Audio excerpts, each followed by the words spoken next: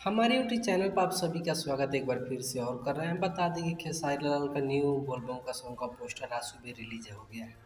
जिस बोलबम album song का नाम है सोना गली देवघर।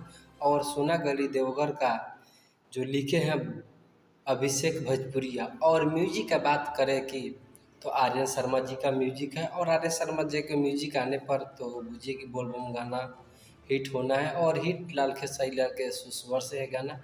और बेहतरीन गाना को बनाया गया है जो सोना गली देवघर और बेहतरीन सावन का सॉन्ग होने वाला है। बता दें कि खेसारी लाल का ये आज सुबह पोस्टर रिलीज हुआ है और टीजर बाकी है। आज शाम तक टीजर या कल सुबह तक टीजर भी आ जाएगा सोना गली देवघर। और आप सभी भी इस बोलबम का और आप प्यार दुलार दीजिए।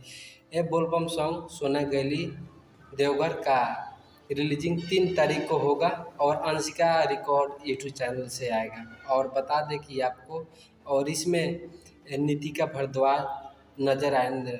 और मेरा वीडियो अच्छा लगे तो आप चैनल को लाइक सब्सक्राइब जरूर करें। मिलते हैं नेक्स्ट वीडियो। जय हिंद जय भारत।